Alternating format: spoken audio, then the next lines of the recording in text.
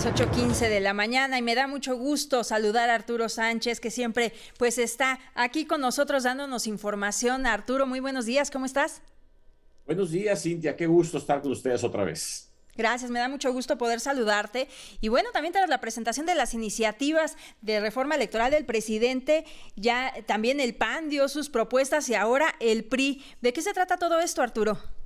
Mira, pues ya se abrió el debate. El presidente lo colocó sobre el debate político de una manera muy clara. Lo que ocurre es que él quiere una reforma electoral y el PAN y el PRI hacen una serie de propuestas que tienen diferencias y que, bueno, al mismo tiempo tienen algunas coincidencias con la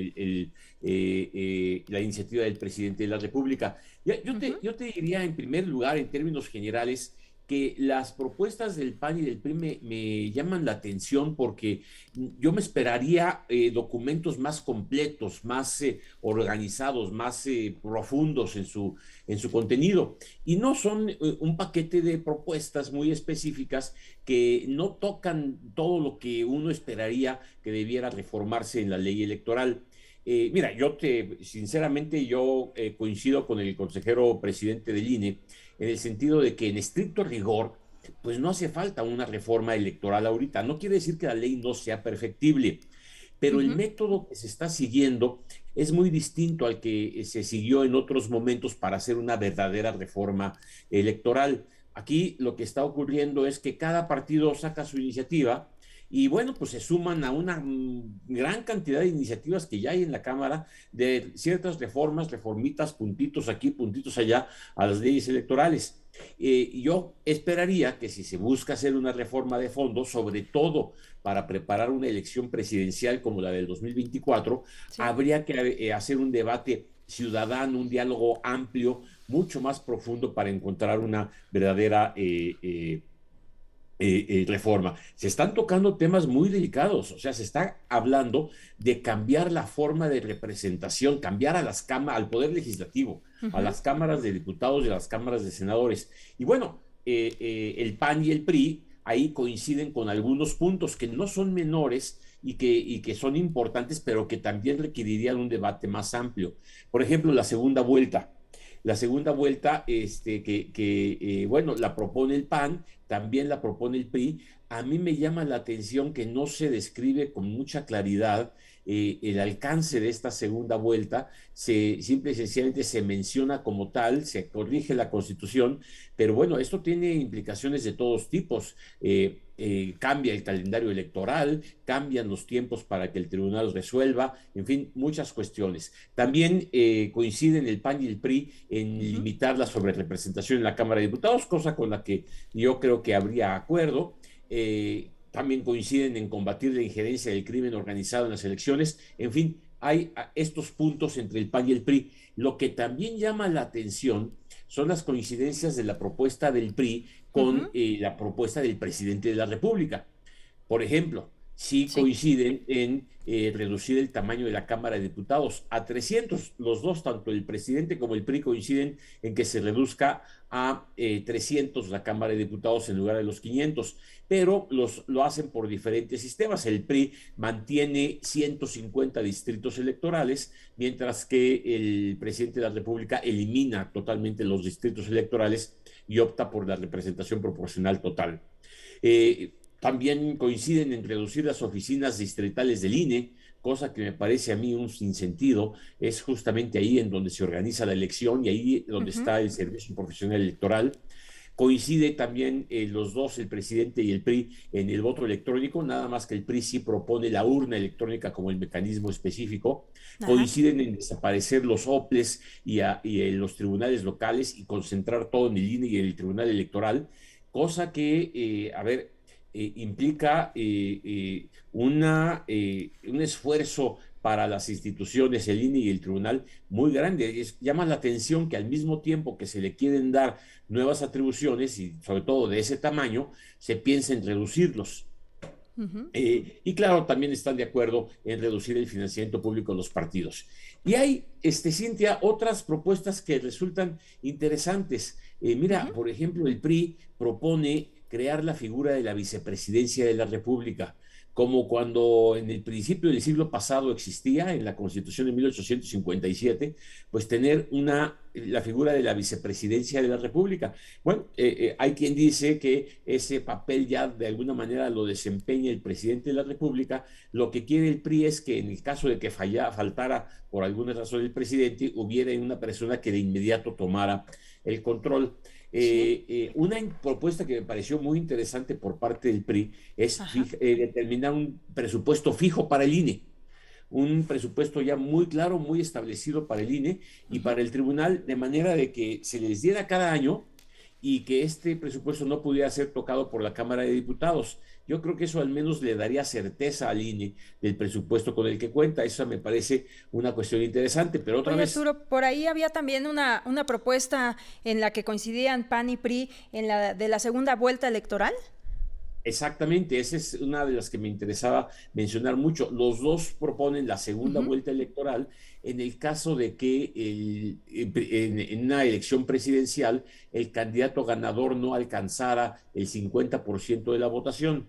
Es interesante porque, bueno, eso ha pasado desde Cedillo para acá.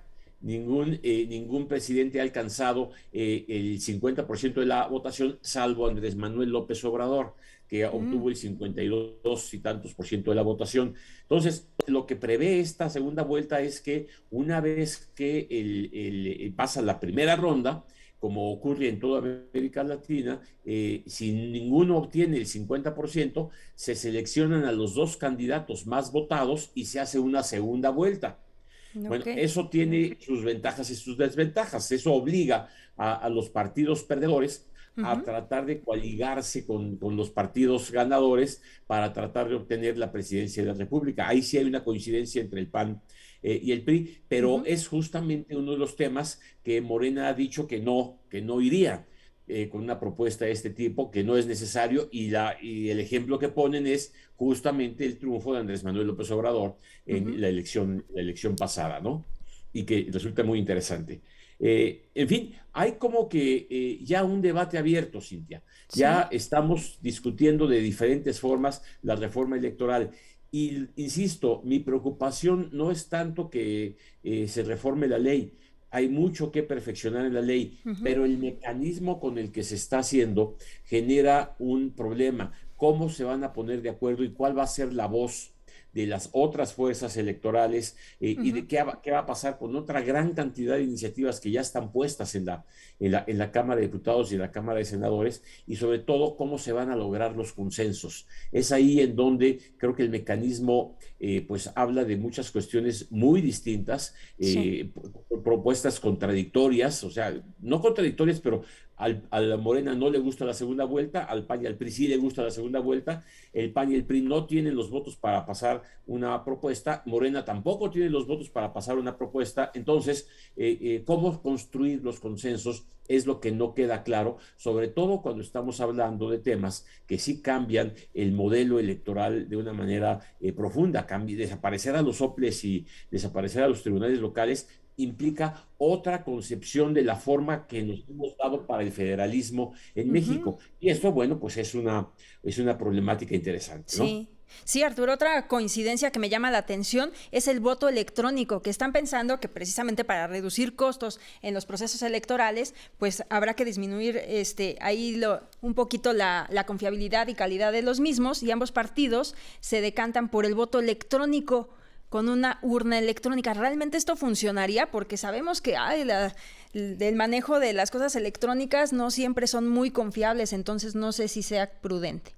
Pues mira, hay varios sistemas de votar electrónicamente. El PRI propone una urna electrónica, lo cual implica una inversión muy importante. O sea, habría que tener 160 y tantas mil o 170,000 urnas aproximadamente que funcionen electrónicamente y que garanticen la certeza, conectadas a Internet o no conectadas a Internet, en fin. Pero hay otras formas de votar. Se podría votar por Internet. Se podría votar a distancia, se podrían votar de diferentes maneras, y es ahí en donde pues habría que construir un consenso. Y si es por ahorrar, los primeros años no se ahorraría mucho. Hay que hacer Sí, una inversión muy importante para que este tipo de sistemas realmente tengan lo que tú dices, la certeza de que el voto sea secreto confiabilidad. y además sea confiable, libre Ujú. y confiable, ¿no? Que es uno de los temas más importantes de la votación, ¿no? Sí, porque a lo mejor sí sería prácticamente el conteo inmediato, pero ¿qué va a pasar? Sabemos que los medios electrónicos pues también son manipulables, entonces pues nunca va a haber toda la transparencia que se necesita. Pues sí, y sobre todo que bueno, hay modelos de urnas electrónicas que implican también un testigo en papel. Entonces, insisto, no necesariamente es barato. Hay países que han retirado las urnas electrónicas Ujú. porque no son confiables. En fin, en esas estamos, Cintia, como ves, muchas propuestas. El Sí, debate está abierto. Vamos a ver cómo lo maneja la Cámara de Diputados y la Cámara de Senadores para llegar a algo o no. Y simple y sencillamente nos vamos con la ley actual que, como dice Lorenzo Córdoba, pues ya probó que se pueden organizar elecciones sin mayor problema en el ujú. 15, en el 18 y en el 21. Entonces, Muy bien. sobre ese debate estamos. Pues muchísimas gracias, Arturo Sánchez. ¿Dónde te podemos encontrar? Arturo Sánchez G es en donde está mi Twitter, ahí comentaremos estos puntos. Muchas gracias, Arturo. Que tengas un excelente domingo. Muchas gracias igualmente, Cintia, saludos a todo tu auditorio. Perfecto, pues ahí está Arturo Sánchez Gutiérrez, profesor de Transformación Pública del TEC de Monterrey, y su comentario siempre muy acertado. Yo voy a una pausa, regresamos.